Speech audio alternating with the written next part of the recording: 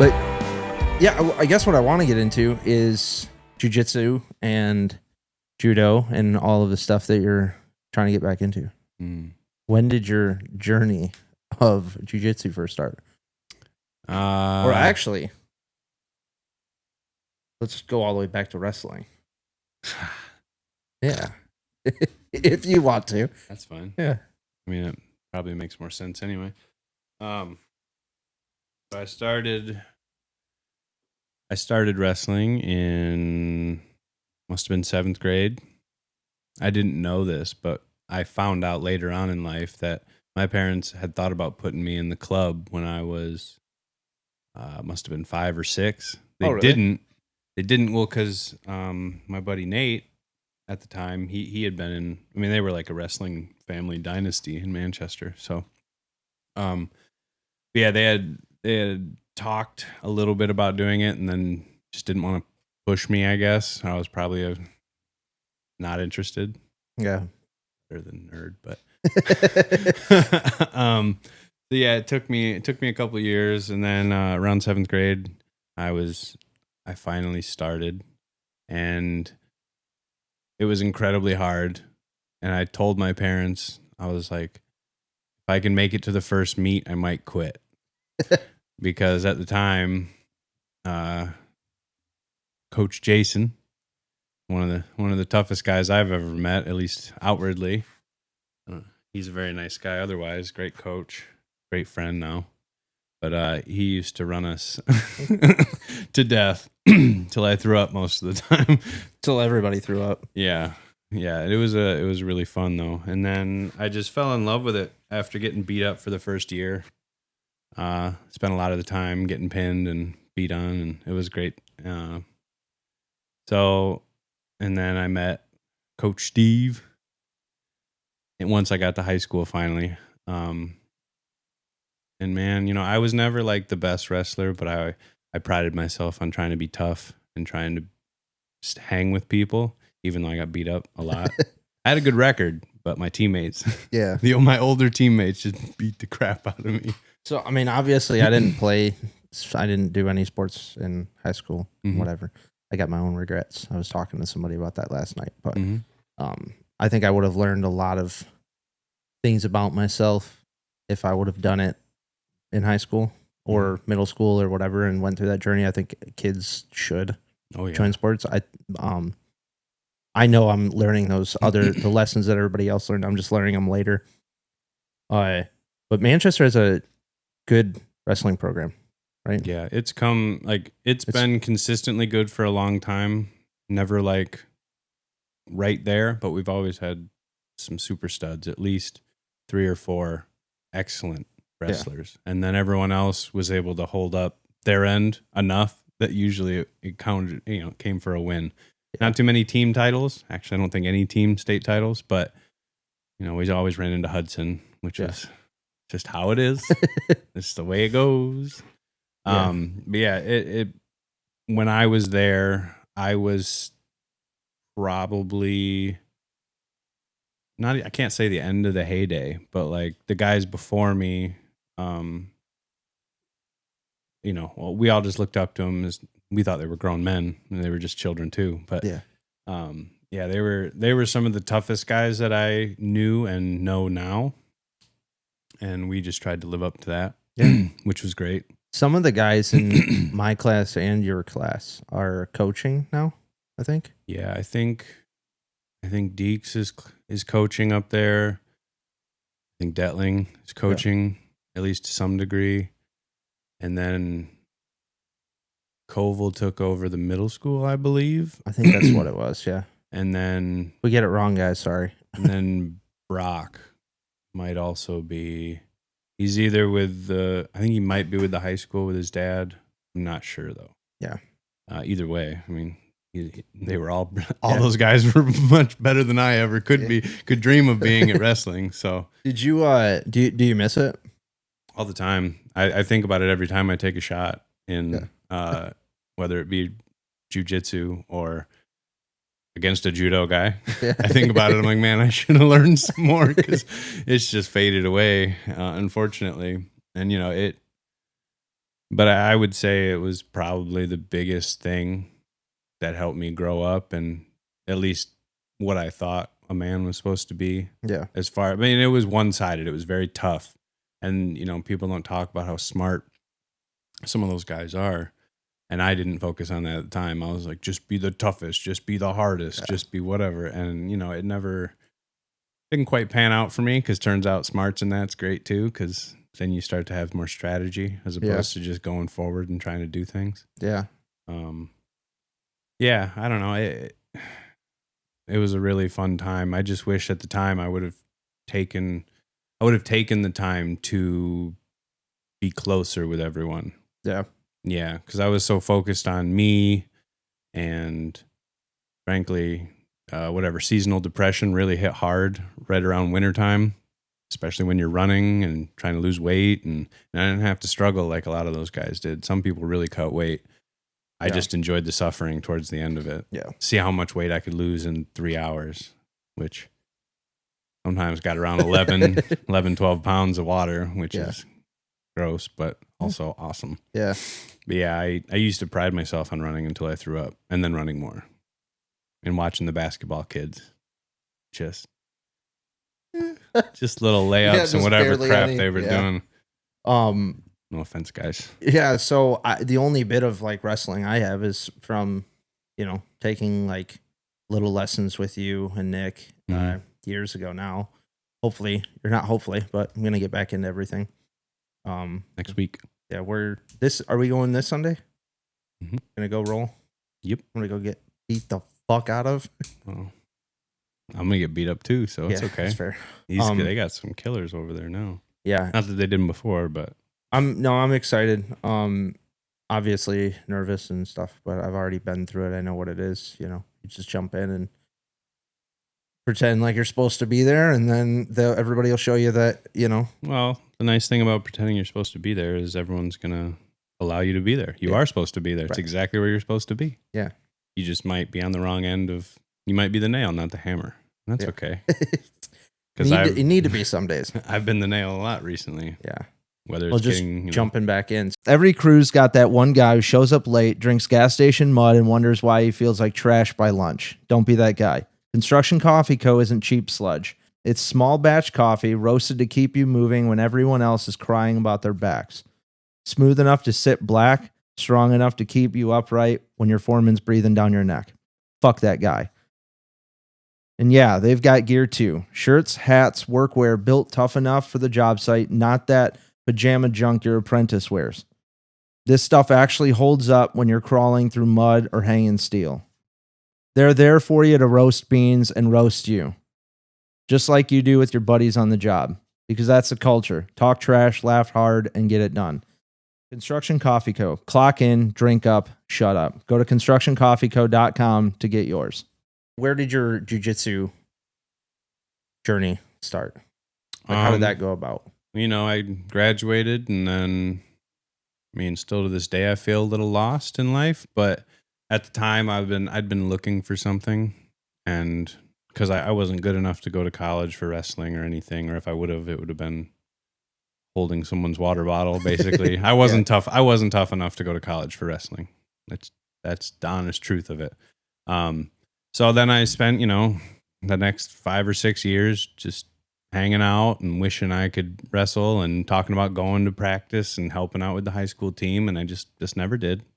I just had other things, drinking mostly, that I wanted to do, and trying to hang out and make new friends. But right here in Ann Arbor, actually, is where I first started going. I think it must have been 2017 or 18, something like that, because I had a little over 3 years in by the time COVID hit, or 2.5, something like that.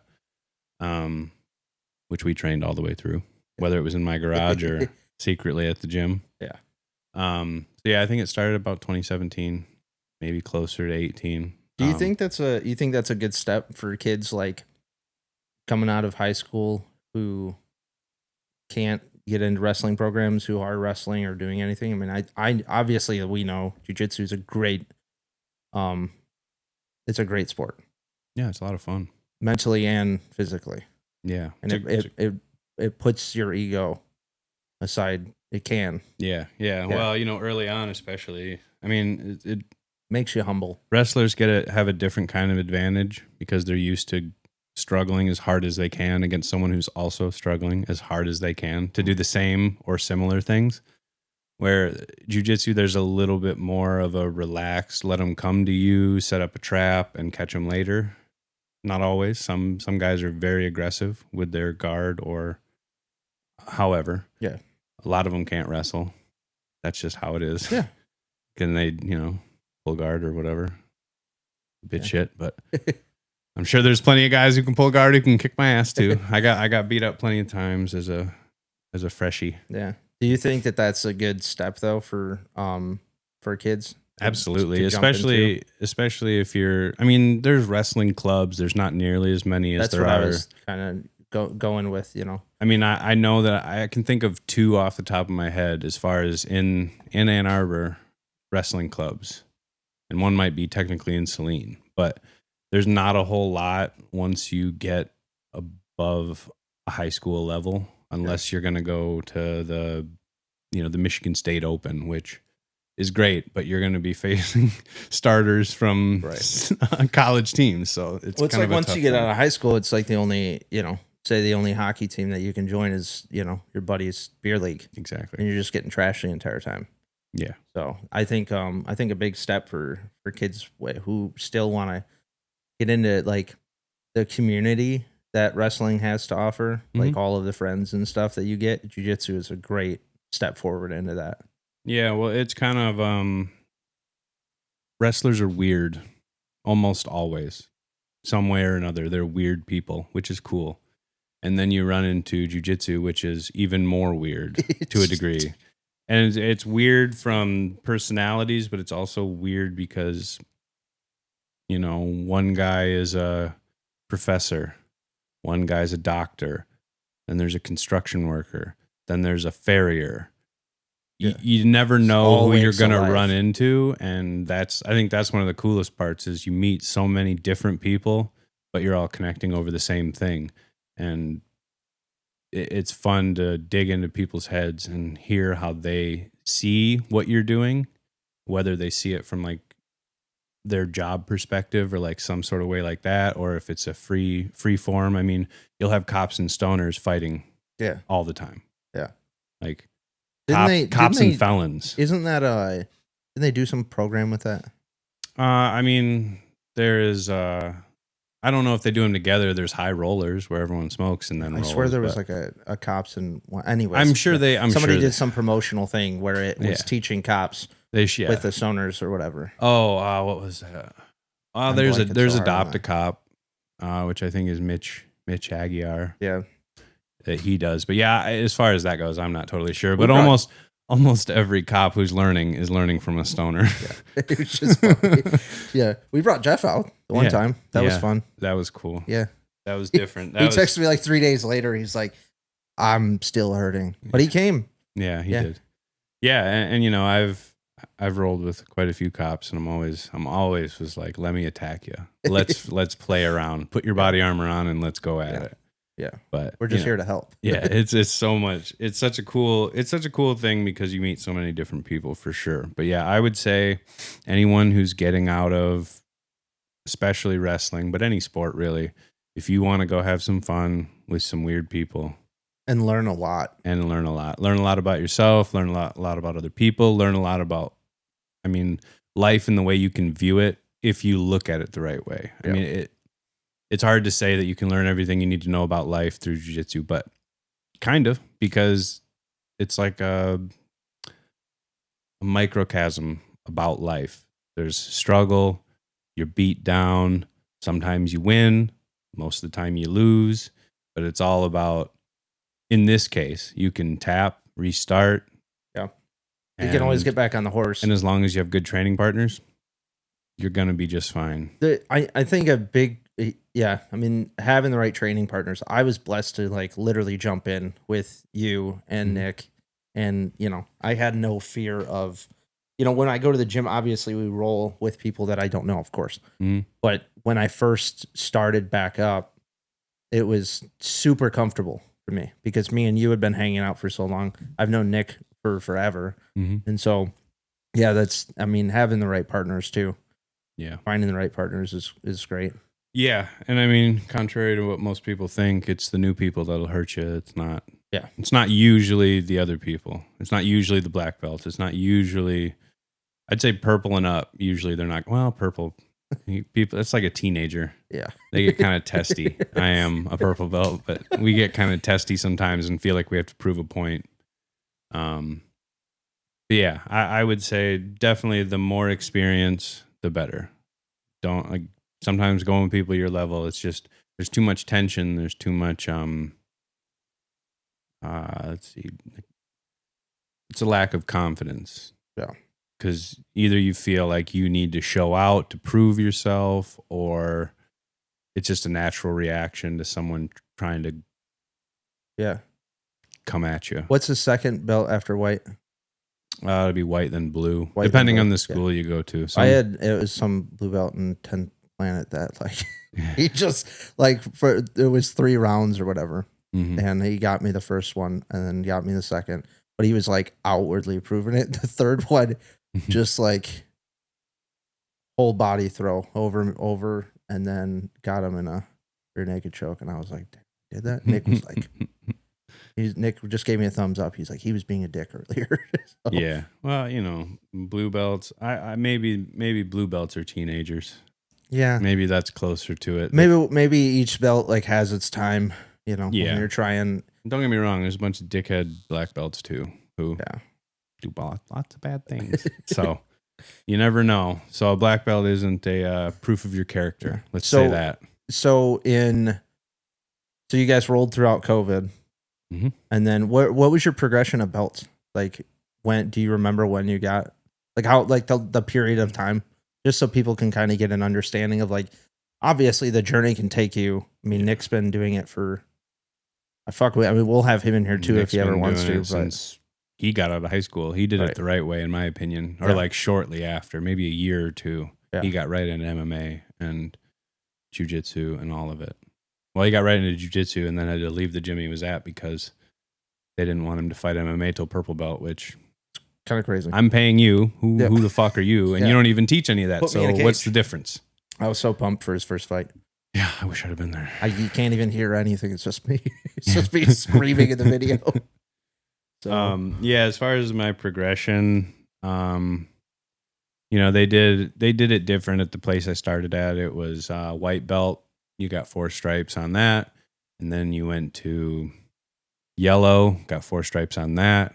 Orange, 4 stripes on that. Green, 4 stripes on that. Then blue. So they did it different. It was a bit more of a hobbyist school. Frankly, I think he's a shyster. Yeah, that's okay. I left there because he treated my friends poorly. But that being said, they had a kids program. It's definitely more of a hobbyist thing. Like at that gym in particular, like they wanted people to see progression a lot. So they did the extra belts. Generally, the belt system for most schools is white, blue, purple, brown, black. And then there's variations depending on how long you've had a black belt after that. I think all the way up to coral, which is, I think it's like 30 years black belt. You get a red belt, something like that, or red and black as opposed to black and red. My progression, I got my blue belt like a year and a half in, then COVID hit and other stuff, and I wasn't able to train as much, but I ended up getting my purple belt, I think around just after 3 years. And then I left that gym and kind of bounced around for a little bit, didn't train a whole lot. And now then had a baby. And I'm just starting to get back into it. So it's, how does it feel to get back into it? It feels great, other than my timing isn't as good right now. It's all still there. I can do all of it. I can fold myself in half, which is ridiculous that I still have the flexibility to do it. But it's interesting, but it feels really good. I can't do all the things I could do before as far as the timing mostly. And the toughness yet and the cardio. So right now, like I said, a little bit more of a nail than a hammer, but hopefully I can change that in the next couple of months and be back to where a little bit back to where I was. I'll probably never be as good as I was, other than being smarter now, I guess. Being smarter is important. Yeah, that's probably where it's going to have to go, because eventually I'm going to get old and I can't just run into everything like a brick wall anymore. Yeah, bull in a china shop. Yeah. What we talk about doing all of these different sports. Like, it's hard. Again, you played hockey in high school. Like, there isn't always a hockey league that you can go and do for your entire life. Like, you didn't go to college, you don't go pro, and that goes for football, that goes for basketball, that goes for baseball. And so when we get out of high school, or, we find ourselves at 30 years old, we have to find kind of unique sports, unless we have some kind of beer league or some kind of, bigger friend group that we can meet up with and play. We'll get into talking about rock climbing, because I love it. I went again for the first time in a year, and I absolutely love what it does for you. I'll talk about that later, but when it comes to jiu-jitsu, like, what do you think all the benefits are? I mean, I obviously there's a huge list of that. What are the biggest benefits that you've found that have helped you through the last almost 10 years, right? Yeah, around about 7 years. Something like that, yeah. Biggest benefits. I would say that I've made some of the better friends that I've ever made. I'm not particularly good at making friends. I'm not always that social. And most of the time I don't want to talk to anybody. Because I have lived in silence in my head for a long time, and as much as it's bad sometimes, it's also my favorite thing. I love it. But yeah, I would say friendships, some of them forced upon me in the best way. Ty, I love it. Friendships, discipline, kind of a goal to work towards. Like, the goal isn't to get a black belt, it's to travel down the path and eventually you end up there. Like, if you're going to strive just to get a belt, then it doesn't really mean anything to you. And luckily for me, it never really meant that much because of wrestling. Because state champ could lose on his best day. Yeah. Black belt can lose the same way. So it doesn't really matter what belt you're wearing. You could lose anytime. Yeah. And I've found that to be 100% true, because, there's black belts and there's black belts. That's the truth. Yeah. But otherwise, outside of that, I haven't totally experienced the team aspect, which is still something I've been searching for. But the team, I'm finding it now. And I've found it in small increments throughout. Like, I found it with a few guys that I used to train with, who are my friends now. And then I've found fun communities in other gyms, but for whatever reason, I wasn't able to continue going, whether it was money, time, distance, whatever it was. But I would say the biggest thing I find out of it is community, because most of the people who do it are helpful and nice and want people to be better. And specifically at what we're doing, but that can translate into everything too. Relationships you make and the community you build. The B.A.D Project is about finding those small distractions that keep you moving when life tries to pin you down. That's what our gear stands for. They're reminders you can wear, carry, and share to push through those hard days. Every shirt, every hat, every sticker helps spread the message. When you're wearing it, you're not just buying our merch, you're backing the mission. We're building more than just a brand. As we roll out B.A.D activity events, your support helps make them possible. With new drops, holiday specials, and surprises always around the corner, we really are just getting started. If you want to go even deeper, hit our new Patreon for B.A.D Thoughts episodes, bonus content, behind the scenes, and a closer seat in this community we're building. We're even doing giveaways. So check out the gear at thebadproject.com, hit our Patreon, and follow us on all the socials to stay locked in. This movement's only growing, and you're going to be a part of it. Thanks for everything you guys are doing. Love you all. So jiu-jitsu's all around the world. It's a huge sport. It's getting bigger. There's people who use it for, like we talked about, law enforcement and stuff too. Mm-hmm. I know me and you traveled down for, we traveled to Texas for. I went to Texas and got my ass kicked. I was not ready to be with those guys for sure. Looking back on it now, like at the time I justified it to myself where I was like, oh, I thought I was going to get him, when he just didn't respect my ankle lock, and good on him because he won.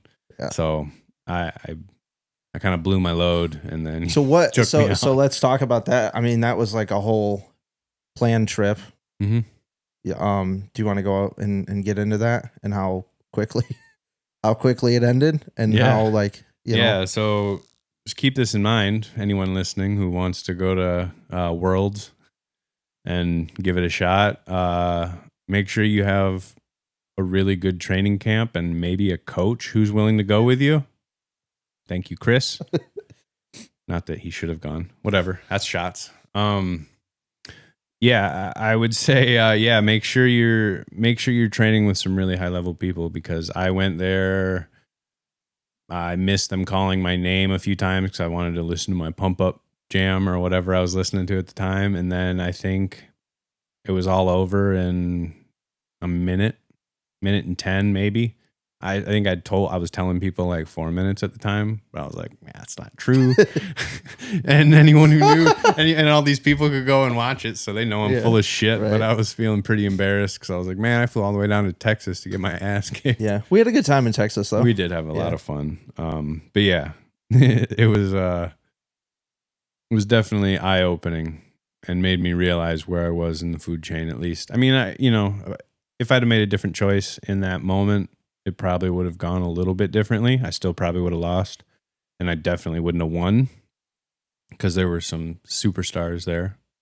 And granted, that was only a blue belt, so that ain't even shit for the higher level guys. But it was a cool experience, and it was really cool to see some of the like jiu-jitsu is kind of one of these things where you could be a 6-7 time world champion and you're still hanging out with the guy whose first day he just finished dumping trash. Like, it's not super prestigious unless you know the people and you're part of the sport. And then there's a lot more respect and like awe that comes from meeting those people. But they're also sitting at the bus station with you. You know what I mean? In the same seats. And I mean, a lot of the best guys came from Brazil. So, whether it was favela or wherever they came out of him in Brazil, like they made their way here. And a lot of, it's just, tell you, the hotel gym is just filled with people in trash bags running and doing burpees in the grass. Yeah. I couldn't believe those guys in particular that we gave that scale to, that they didn't bring a scale. Like, who? Yeah. I mean, did I fly with a scale? No, we bought one. Okay. Yeah, we drove up. I think that's the first thing we did. Yeah. We drove, got trash bags, and got a scale. Yeah, and you know what? That was post-COVID, so fuck the scale, is what they said. Yeah. Because I was 2 pounds underweight. That's how I like to be if I can help it. And according to the scale, I was 7 pounds under. So turns out I didn't have to worry about anything as far as food goes. I didn't have to try to make weight. Yeah. Which sucks. I wish I would have known better. If that's always how it is, IBJJF, please let me know so that I can prepare better next time. Yeah. But yeah, I think it was just after COVID and they just wanted everyone to compete so they could show best numbers, which is also fine. Yeah. I just wish I'd have known ahead of time because that was stupid. Yeah. But before that, was Guns Gis? Or after? I don't know. When did we go to Kentucky with Driscoll? I don't remember. Yeah. Oh no, it was after because I feel like we flew because I had talked. We went to Texas and then like wasn't it like a couple months later or something? It was before Worlds because I had asked, and I didn't really expect him to be there. He just said he might be around, so I was like, hey, if you see me, yell some stuff. Yeah. But I had asked Greg about if he was going to be there with any of his team. Right. Okay. Greg Lappin in particular, because he said he was already going to be there with some of his Vita guys. So I just figured if he was there, maybe he could shout something to me, even though he's coached me for all the 3 days ever and or trained still me a good for all experience. So, for people who don't know, you want to talk about that? Guns Gis? Yeah. Yeah. So Guns Gis was something. It was Greg Anderson, Greg Lappin, and Joao Assis. They had started. It was still kind of during COVID, I guess. They had started a program to bring beginners up to whatever level you were out to Louisiana for 3 days of shooting, jiu-jitsu, and I guess fireside chats and meals. Like, we all ate together, we all hung out together. Yeah.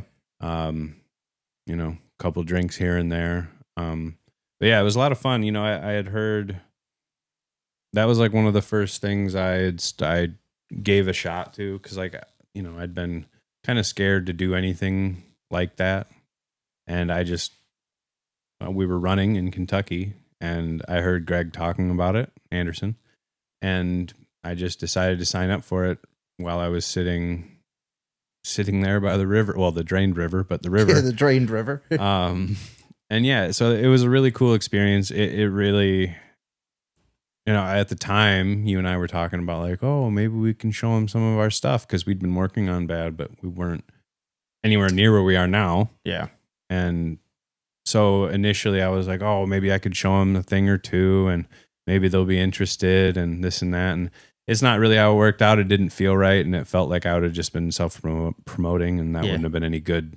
Well, and we needed a bigger. Yeah. We had to go through years of figuring out more stuff to get here. Yeah. And I think even now, I'm not necessarily ready to go and introduce it to people who have such a big platform. Yeah. Because they've worked out their kinks by now. I don't know what number of Guns and Gis are on. They're still doing it, right? Yeah, I think 13. I don't know. I just got an email about it the other day. But yeah, shout out to class 001 blank holders. Yeah. We all are. How difficult was it to make the decision to jump over and do that? Well, not as hard as you might think, because I think I was like 5 or 6 mimosas in, and I was just that. And if you have a drinking problem, don't fucking drink or try to stop or work on it. But I've made some of my most fun decisions after that. Like, I flew to Germany after, I don't know, like 6 shots and just hanging out. I bought a ticket and flew there. Yeah. And had a great time. Guns and Gis, a couple mimosas deep. Colorado, first time around. I'm sure I wasn't totally sober, because you texted me and it was like, and we'd made the decision and within 10 minutes to go. So it's the fun thing is, it does make you spontaneous. Yeah. I've developed a problem with it, over the years. You can be too spontaneous. Yeah. So I don't need to, I definitely don't intertwine that in my life as much as I used to, which is a good thing for me, because I need the routine and I need to be as, straightforward with everything as possible. But obviously the things that we want to do are kind of like the situation at Guns and Gis, where we want to take people out. We're not ready for 3 days. I don't have the experience to show people how to rock climb. I'm not looking to have all of the experience. I'm looking to have some of it and find the right people to be able to connect with us. Yeah. And do those kind of trips, or do those kind of activities here at any of the gyms, and have more professional people come in and teach the class for the day. And then we have those bonfire talks. We have those bonfire talks, and we have those like meals together. We sit down and we talk about how the exercises that we're doing was a good distraction. And now that our body is a little calmed down, our mind's a little bit more calmed down, we can start planning for a better us in the future. Do you think Guns and Geese was like beneficial that way? Yeah, it was awesome. I mean, at the time, I just thought it. Like I loved when I left. I don't know that I've ever felt. I don't know that I've ever been. I don't know that I've ever felt so high, like on a good high. Yeah. Sober. No. Like I felt so good because I'd met, and I've kind of fallen out from those guys, and I fell down a little dark hole in between there. But yeah, I mean, it was awesome. Those guys, they really, and I would have to ask them specifically about how much they actually had it planned out because it wasn't anything crazy special. They were going to order ammo for you. You could get it shipped down there so you don't have to fly with it. You had to get, obviously your own hotel and all that kind of stuff. But outside that, it was, Greg owned a gym. Well, one Greg owned a gym. That same Greg also had a range. He was a SWAT officer in Louisiana. So he already had a place to go for that. And so it was pretty simple. It was all within 5 or 6 miles, 10 miles tops.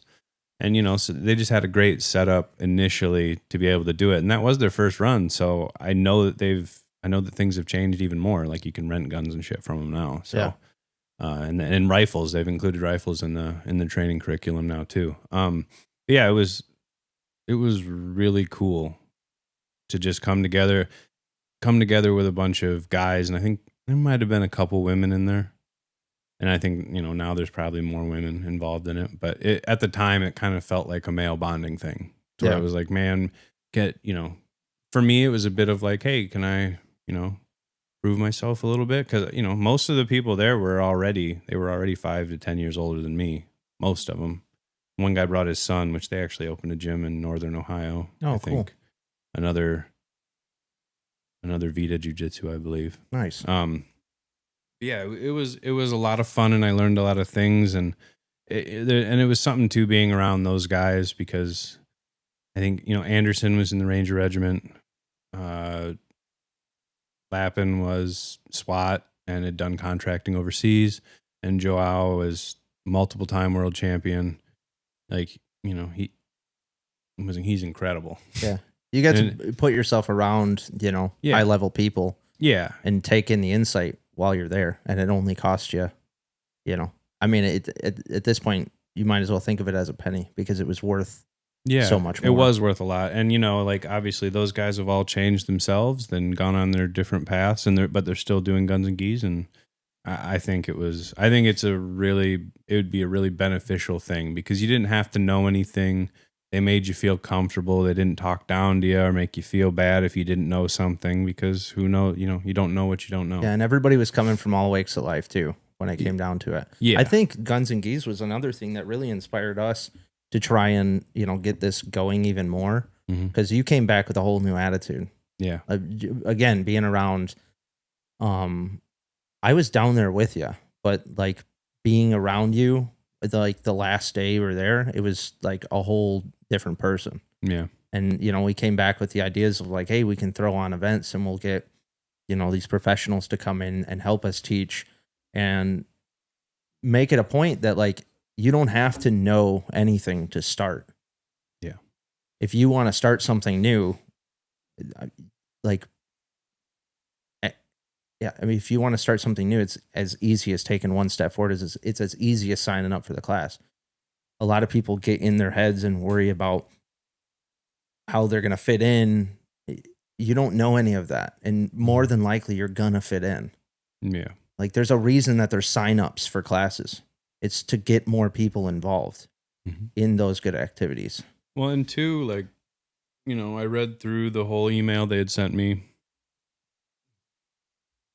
initially. And when I read it as, you better be in shape. We're going to fuck you up. Yeah. And that's what I told those guys when I went down there. So initially when I did that, because I hate to be the anchor. I don't like feeling like an anchor to other people who don't need an anchor. Yeah, I get that. So I before I went down there, I'd lost 30 pounds, and I told those guys that. And I mean, they were like, "Oh, cool!" Like it was a cool thing. It just got mentioned real quick, but outside of that, like I took it very seriously, as in I can't show up there and be a slug. Yeah. I can't show up there and Yeah, you didn't need to show up and be the best, but you didn't want to show up and be the worst. yeah, well, and that's been my whole life. I've never felt overly talented at anything in my life. It's just if you show up and you work hard, at least people won't be mad at you about it. Oh, it was You that get was to have fun along the way. well, that was something my middle school wrestling coach Jason, what he had told us, and I mean, it's not like I can't remember who said it now. It might have been Cliff Keen, wrestling royalty, but it was see, hard work beats talent when talent doesn't work hard. And that was like, Yeah. that stuck with me probably the longest of anything I've ever thought of. And I don't always work hard.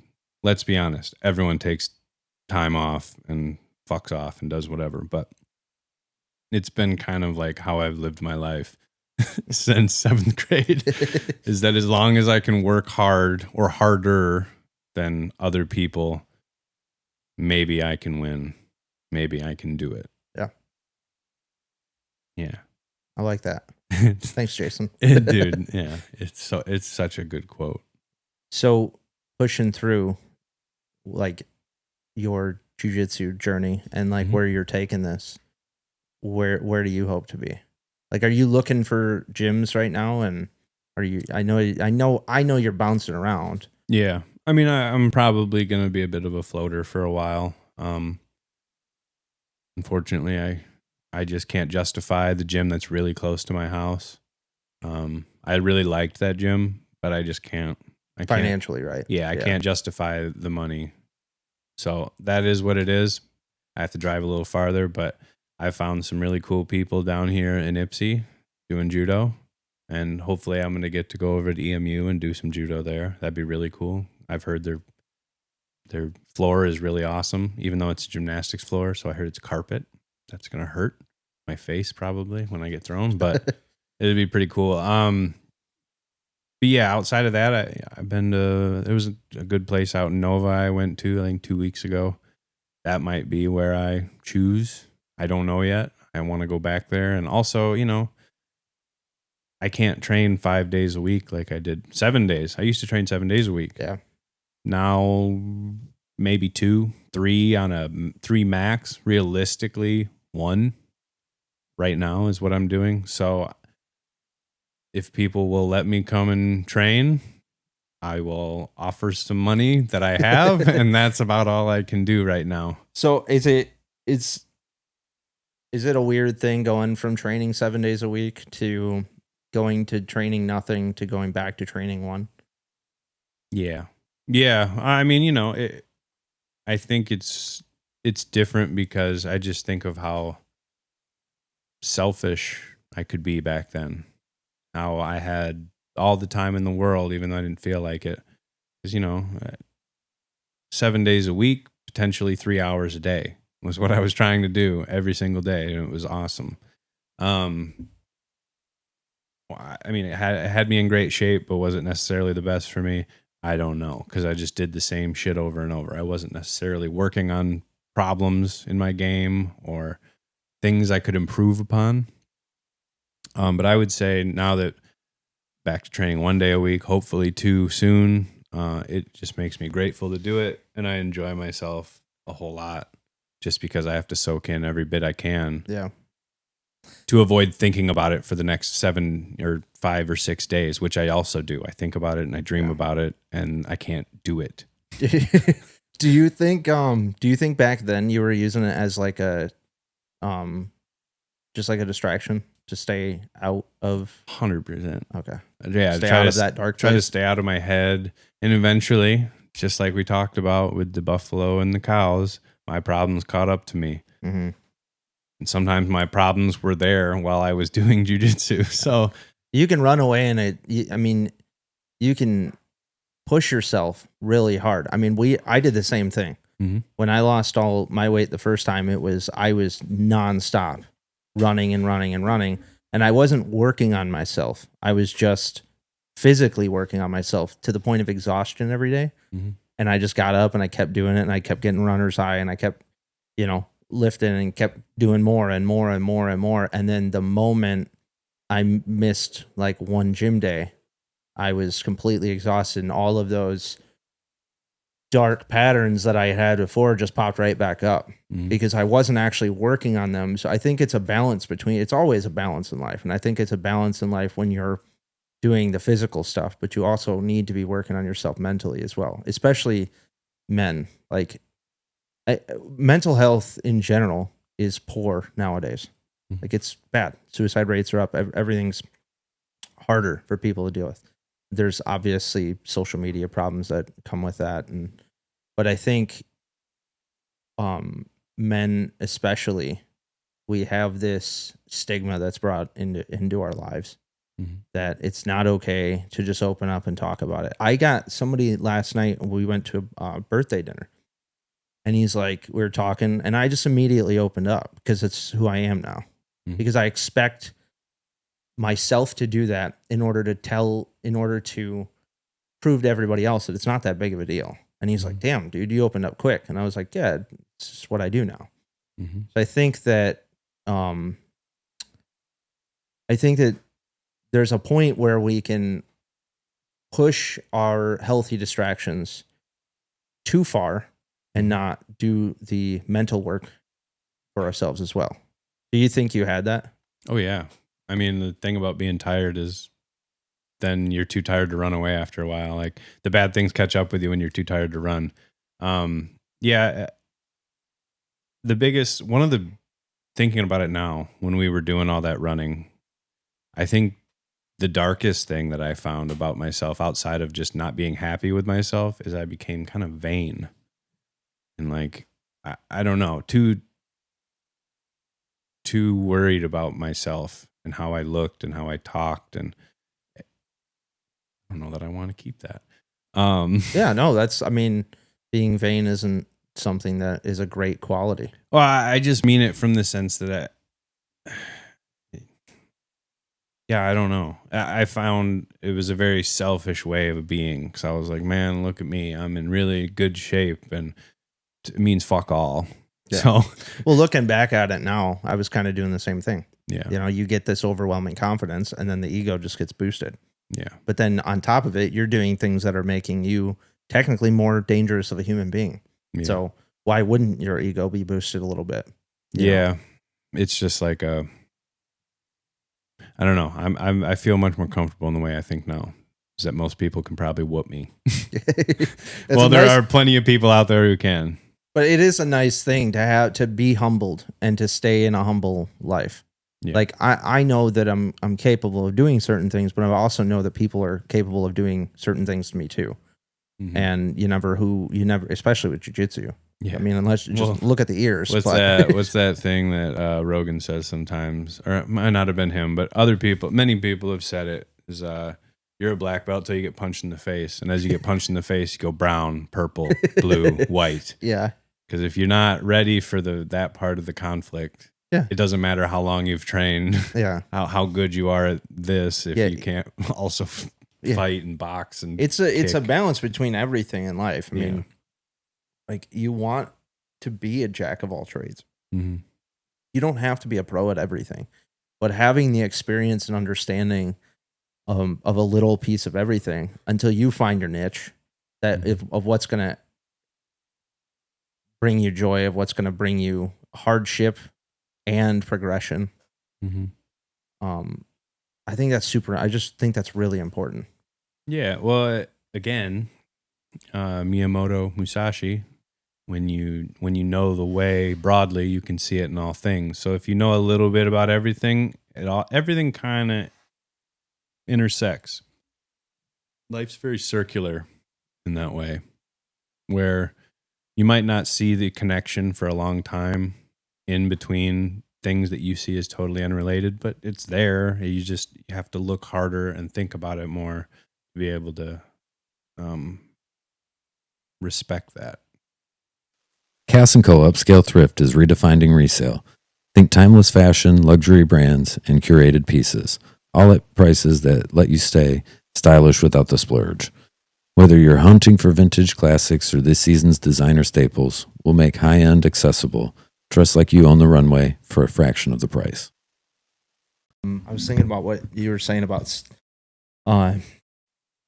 doing something so difficult that you're willing to, put your body at risk and put your mind at risk, put your ego at risk.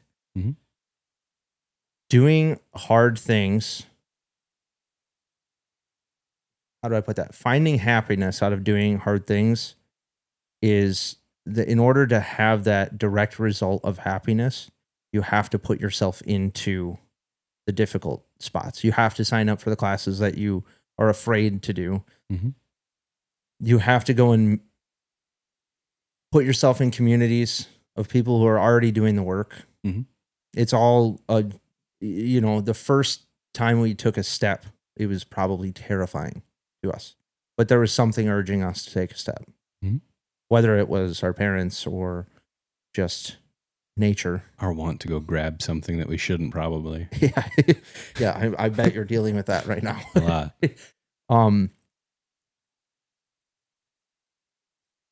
How much do you think that system has worked for you? How much do you think that doing difficult things, even on the days, because you went for 7 days a week, but I'm guessing in there wasn't necessarily like a want every single day to go, but I know that you had a need. Yeah, I think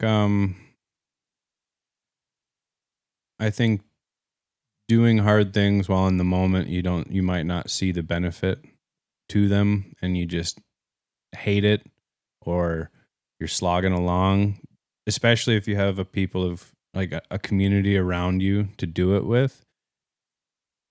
It makes you feel better, and usually it's after the fact that you realize, oh wow, I feel so much better, whether that's working out, going to roll, just anything really, taking that first step. I mean, being scared about starting something is totally normal. We're supposed to be scared of everything, and until you know it's safe. And sometimes those things aren't safe, but still aren't safe. You find out, oh, this is a mistake, I shouldn't have done this. But usually, if you take that first step, usually all your worries go away. Yeah.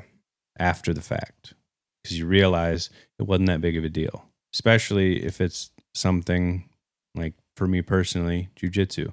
I was super nervous. I wanted to prove everyone how good I was, and I wasn't. I got twisted up, choked out, and luckily everyone did it with a smile on their face and not for mean purposes. But it made me feel a whole lot better once I did it. Once I got back into something that I love, which is grappling. And now it just gives you a better mindset to grapple with the rest of your life. Yeah. And I don't know. It's a good perspective when you have the weight of the world, what feels like the weight of the world, but it's just someone else. Yeah. There's a big step forward for people. And I struggle with it still, but there's people who can't even go get a job at the age of 30 because they're afraid to leave their parents' house. There's people out there who are struggling day in and day out to do very simple tasks. But if there's one thing that we can promise people is the moment that you're capable, the moment that you can understand that if you step outside your comfort zone and do something that feels hard, that's where you will achieve happiness from. Even if it doesn't work out. Yeah. That's a big thing to keep in mind. You don't have to win that. Yeah. You don't have to win you don't ever have to win that. The winning is the action. It's not necessarily the result. Like, that was one of the biggest things I've realized through, and then people talk about it. People talk because, if you're a white belt, black belt seems so far away. And it's just the journey of getting there. Just like the journey of life. You might never totally reach the destination you wanted, but you have to enjoy the journey in order to see the picture, see it for what it is, and, find some happiness in that. Yeah. Well, we'll talk about climbing on the next one, but that's one of my, I think Royal Robbins said something along the lines of, the top means he was, a professional rock climber. He said the top means nothing. I think the top of the mountain means nothing. The climb means everything. Something along those lines. I'm going to know it for next time. But yeah, I think if people can just, if you can take something, like, how do we say you live a life and you can't do the things that you were doing in high school or after high school, activity wise, that were helping you stay physically active. If you can find something that correlates, like wrestling to jiu-jitsu or any kind of grappling when it comes to that, if you can find anything that correlates into you doing something that can help your happiness and something that might be difficult for you, that's gonna change your life drastically, especially, and it doesn't matter what age you're at. Oh yeah. I know I trained with a dude who got his black belt at like 65. He was a pilot for his whole life. Then he retired and moved to Chicago, I think, to be with his family. But I mean, yeah, could he always do everything that the young guys could do? No, but he had a different type of game. He had a different way of being. He knew his limits and he stayed within those limits, and he still got people. Yeah. And then he got a black belt. So that's pretty cool. So at any age, we're capable of doing hard things to better ourselves physically and mentally. And I think if anybody can find that niche, because we all have a niche of something that we're talented at for work. A lot of people don't end up having that correlate what their work, what they're good at work also creates happiness for them. That's obviously a whole nother topic. But if you can find a niche that brings you happiness, that allows physical activity, use that, jump into it as fast as possible. Sign up for the classes, find communities. That's why we're here. We're here to try and build communities and bring in other ones. Like we're here to hopefully be this center unit where we have a bunch of collaborators that we go work at the climbing gym, or, we rent space at any of the jiu-jitsu gyms, and we eventually want to bring this worldwide. That would be fantastic. Super ideal. Super. It's going to take a lot of hard work to get there. Yeah. And it's, we just work on ourselves every day. And I think the more we work on ourselves, the more we are capable of helping other people. And that's all we can do. Yeah. Hard work and scary steps. Yeah. So thanks for coming by. Absolutely. Yeah. So if everybody wants to support, jump on the website, buy some t-shirts, buy hats. We have some more gear, more sweatshirts, more ideas coming out. We are slowly working our way back into the gyms and stuff that we like going to, and we're going to be getting some meetups and classes and all that stuff going on too. So it's all coming down the pipeline. It just takes some time to get there. Everybody's working full-time jobs on top of what we're doing here. So it's really, we're stepping out of our comfort zone. We're doing hard things, to try and help everybody. So yeah, good. A reminder to keep going. Yeah. It's coming. All right. Peace.